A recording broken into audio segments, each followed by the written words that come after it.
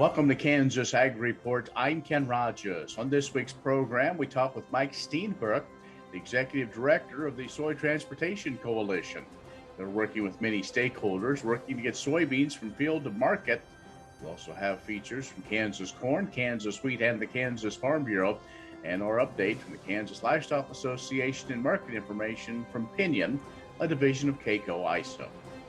Kansas Ag Report brought to you in part by the Kansas Soybean Commission, the Soybean Checkoff, progress powered by Kansas farmers. Kansas Farm Bureau, a grassroots ag organization representing the state's farm and ranch families since 1919, kfb.org. And the Kansas Wheat Commission, lending in the adoption of profitable innovations from wheat, online at kswheat.com.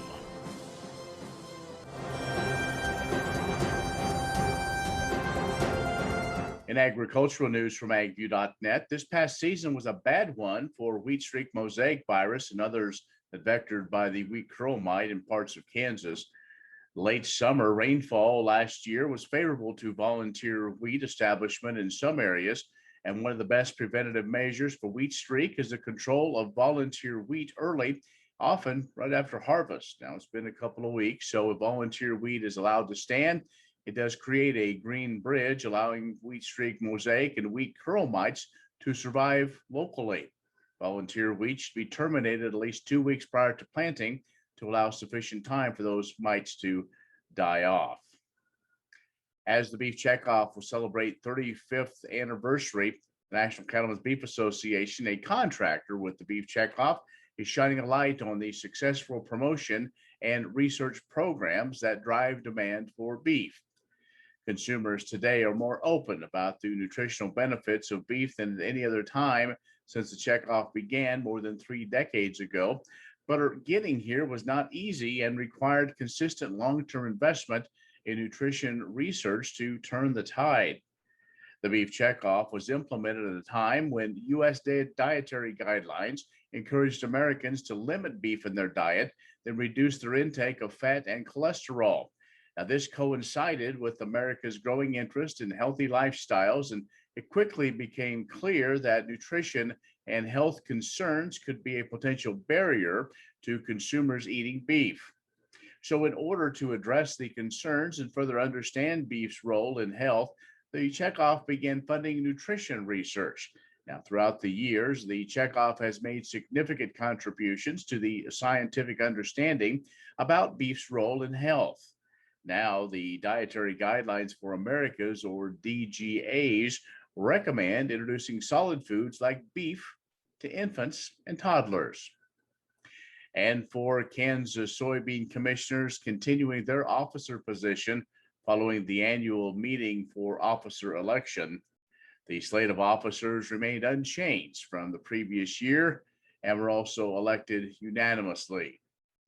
Bob Hazelwood of Barrington is reprising his role as chairman. Ron Oldie, farms near Palmer, will continue as vice chair. Secretary Gary Robbins, farmer near Havensville, and Raylan Phelan continues as treasurer. He farms near Melbourne. Find more ag news at agview.net. Stay with us. You're watching the Kansas Ag Report. The Kansas Ag Report brought to you in part by Kansas Grain Sorghum, growers working together. Learn more at ksgrainsorghum.org. Grass and Grain, online or in the mail, keeping Kansas farmers informed for over 60 years. grassandgrain.com. And agview.net, serving the Beef Belt and Western Corn Belt with reliable and relevant agriculture information. agview.net. Next time you see a beautiful field of corn, reach out and thank the farmers who work tirelessly to raise corn for livestock feed, renewable fuels, and exports to feed a growing world population. The farmers on the Kansas Corn Commission work for Kansas Corn with grower-funded checkoff dollars that support foreign and domestic market development, research, promotion, and education to expand opportunities for Kansas farmers. To learn more, visit kscorn.com. Many seed companies claim to offer the latest genetics, but how many have tested those genetics in soils just like yours? The Oldie Seed Know to Grow research program has fully tested the latest seed genetics in soils that are right in your neighborhood. The Oldie Seed Know to Grow program can recommend the best performing hybrids from technologies like Enlist, Extend, and Liberty Link that will optimize the yield and profit of every acre on your farm. Contact Oldie Seed today. What if U.S. soybean meal were more than a commodity? If seed companies and the soybean checkoff built a better variety? That future is here. The time is now. To meet end-user demands, the soybean checkoff is investing in the compositional quality of soybeans, including meal. A message from the Kansas Soybean Commission, the Soybean Checkoff, progress powered by Kansas farmers. The Kansas Wheat Innovation Center in Manhattan is rediscovering ways to get improved varieties and new genetics in the hands of farmers faster. Grower-led and checkoff-funded research initiatives are bringing about positive change. This grassroots leadership provides a strong voice in Topeka and Washington, D.C. Now is the time to partner with Kansas Wheat in moving wheat forward. Kansas Wheat Commission and Kansas Association of Wheat Growers. Farmers investing in their future and yours. Log on to rediscoverwheat.org.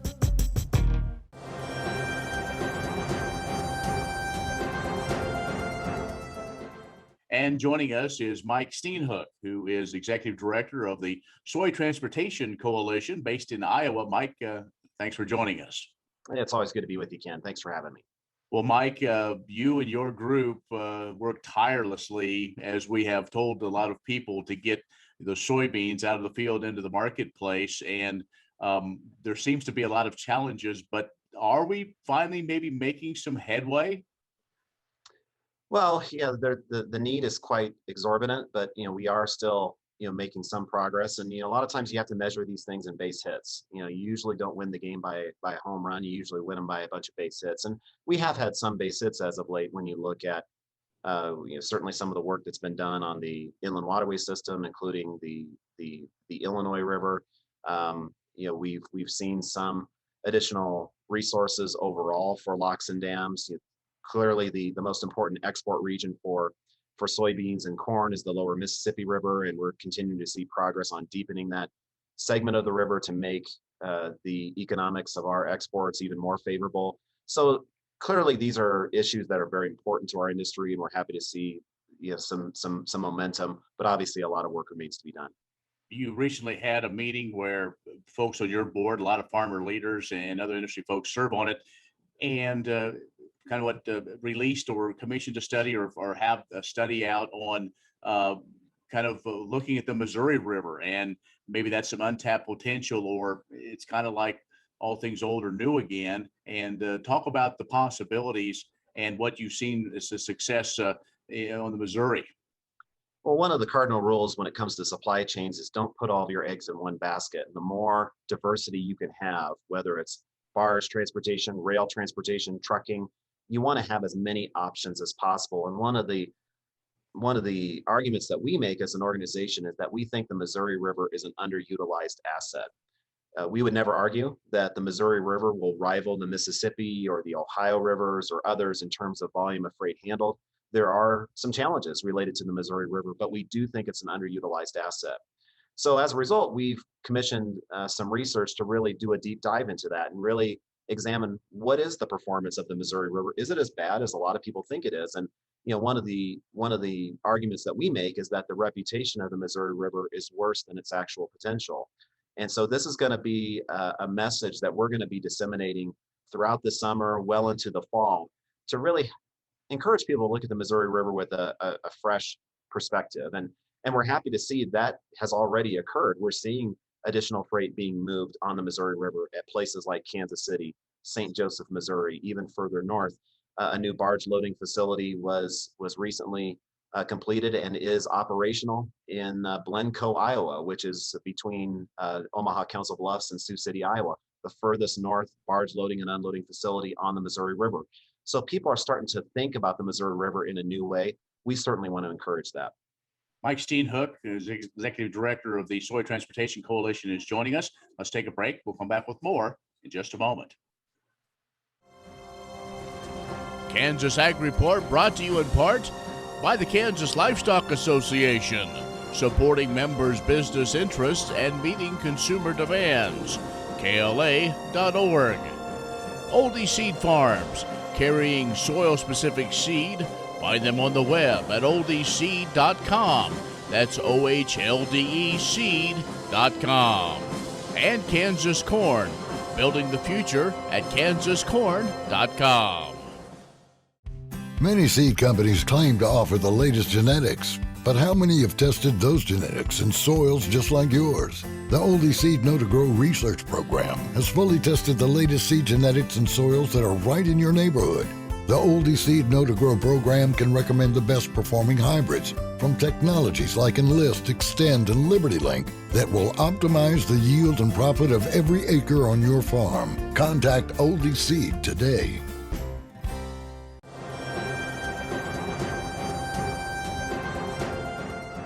And our guest is Mike Steenhook, who's Executive Director of the Soy Transportation Coalition. And Mike, we know in Congress they've been talking about transportation and infrastructure bill.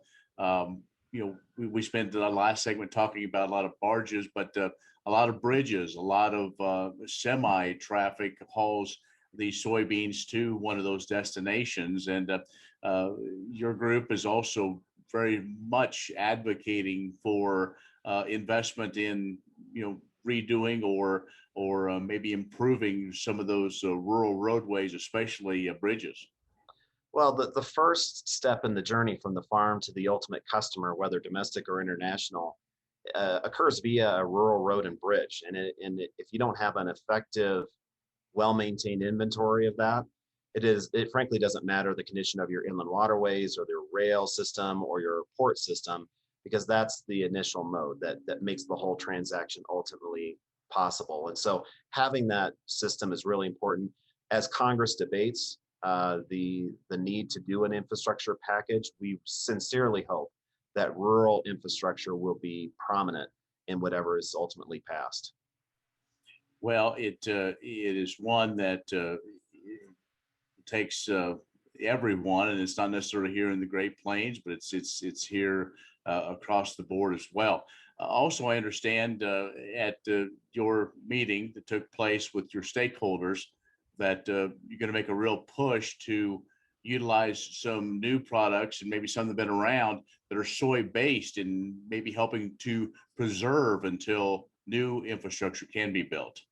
Yeah, we can't just focus on building new. We also have to be really focused on maintaining and elongating the life of these assets. And fortunately, the soybean has a pretty important role that it can play, and it can really contribute to that. There's products that are available that are soy-based. One is for sealing asphalt, and there's another product that is used for enhancing or sealing concrete. And it's mostly derived from soybean oil, 80 to 90% soybean oil. So it's environmentally sustainable.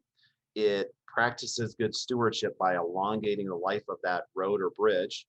And then thirdly, it's a product that's made in the USA. The inputs are made by farmers. The product itself is made in the USA. And so it really checks a lot of important boxes, and we're continuing to really push it. We hope to see even more traction for it. Well, Mike, if folks want to learn more about some of these things we've talked about and the effort that you and the Soy Transportation Coalition does, how can they gain more information?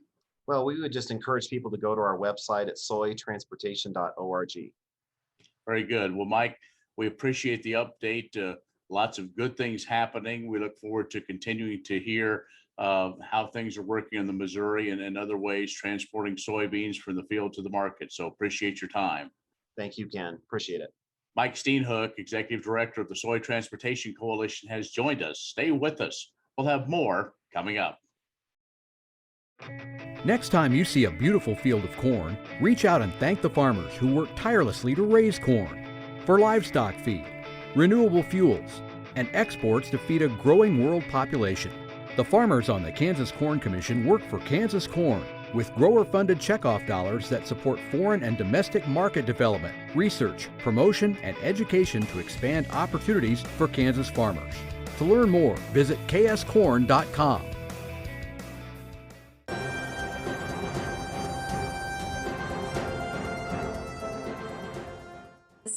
Deb Oldie, Director of Grower Services with Kansas Corn.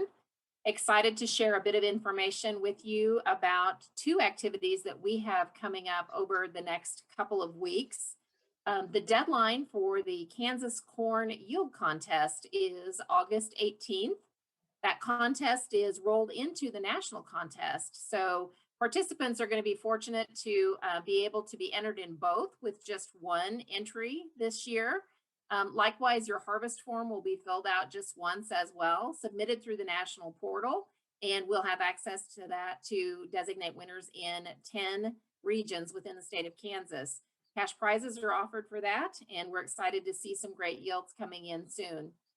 The second thing that we're planning and looking forward to in early August and early September are our listening tour stops across the state and also a couple of field days. We will be in almost every corner of Kansas at 7 different events. The listening tour stops are evening activities, and the 2 field days are more during the day. But we invite you to come out and see Kansas Corn at those various locations. We'll be at Salina, in the Salina area, Moundridge, also Goodland, Garden City, Marysville, Lawrence, and also Fredonia. So be looking for the publicity on that and some direct invitations coming to your mailbox soon. And we look forward to seeing you. What if sustainability were synonymous with U.S. soy? If energy efficiency, water quality, and soil health help define U.S. soy's value, that future is here, the time is now. To meet end-user demands, the Soybean Checkoff is committing to sustainability that's achievable, worthwhile, and enduring. A message from the Kansas Soybean Commission, the Soybean Checkoff, progress powered by Kansas farmers.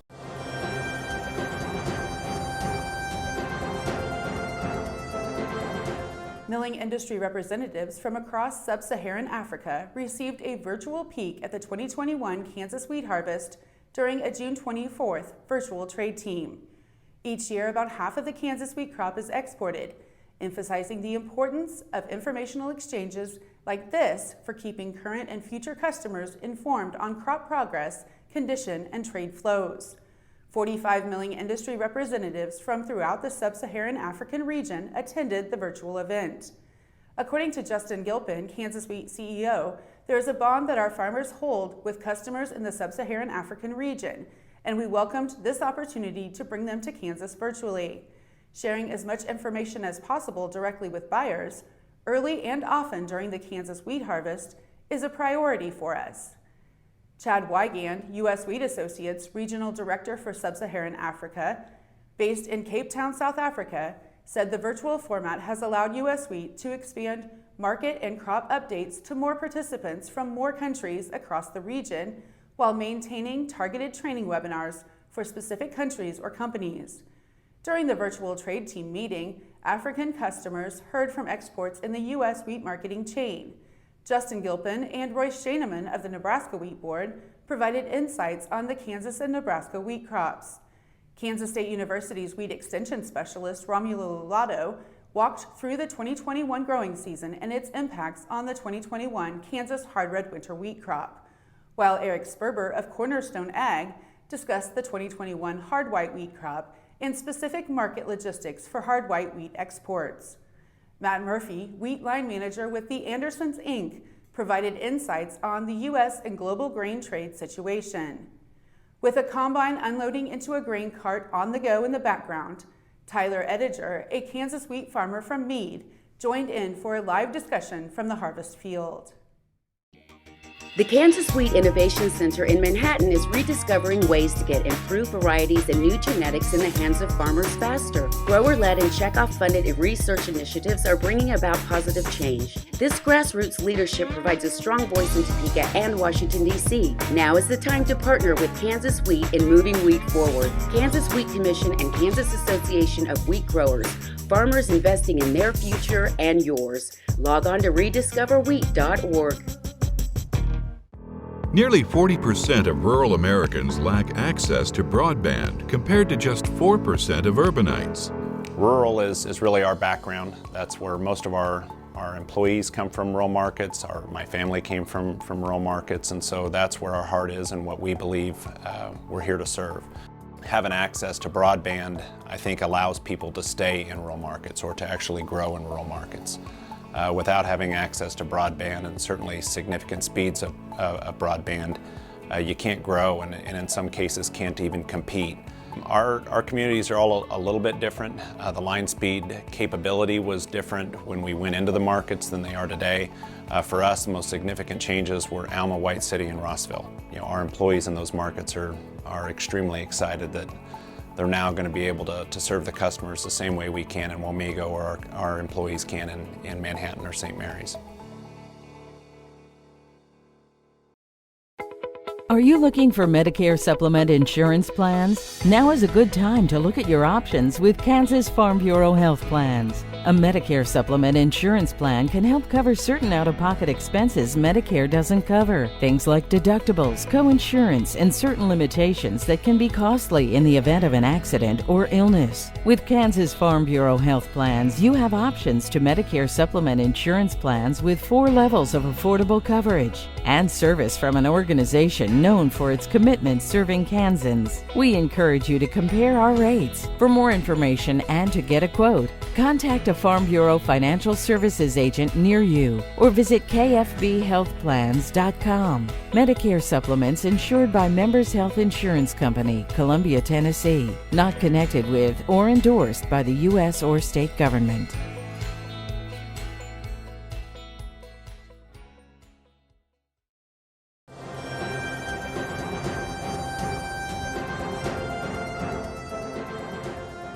Soybeans are a very versatile crop containing protein, fat, and oil that greatly benefit animal agriculture, food service, and industry.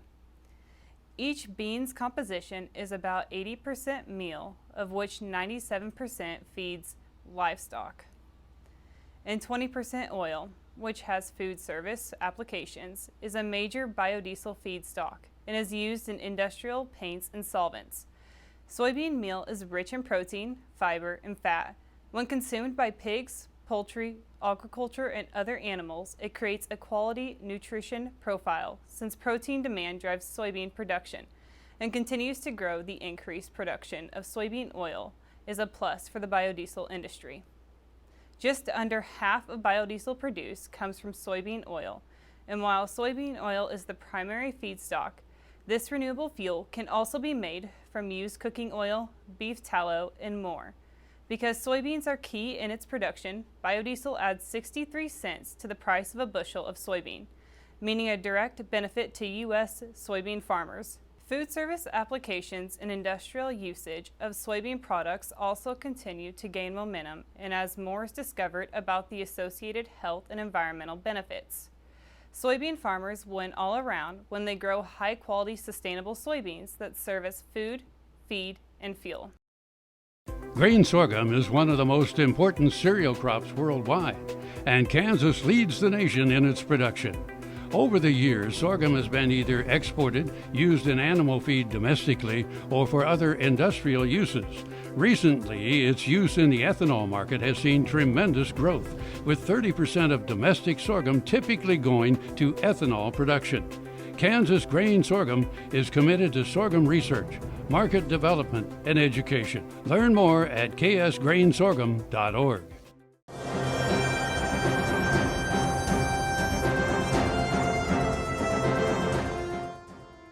USDA's Agricultural Marketing Service recently launched a new interactive grading dashboard to capture current and historical quality grade and volume information for beef and other proteins.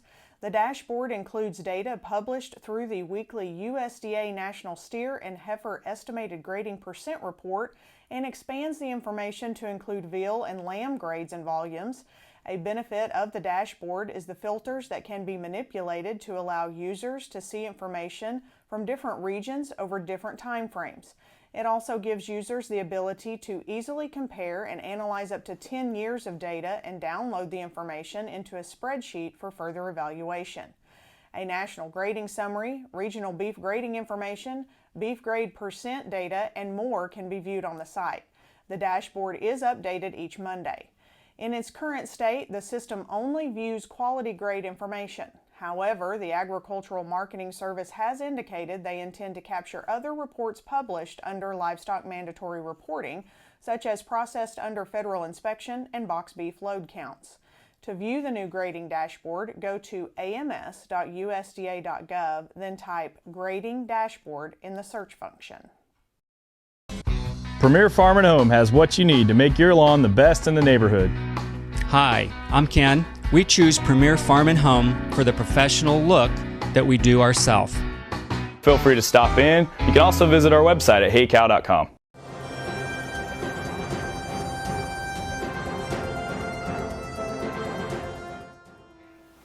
Good morning. I'm Darren Van Vactor with Pinion, a division of Keiko Isom. The hotter, drier forecast for this week brought the grain weather bulls to the table.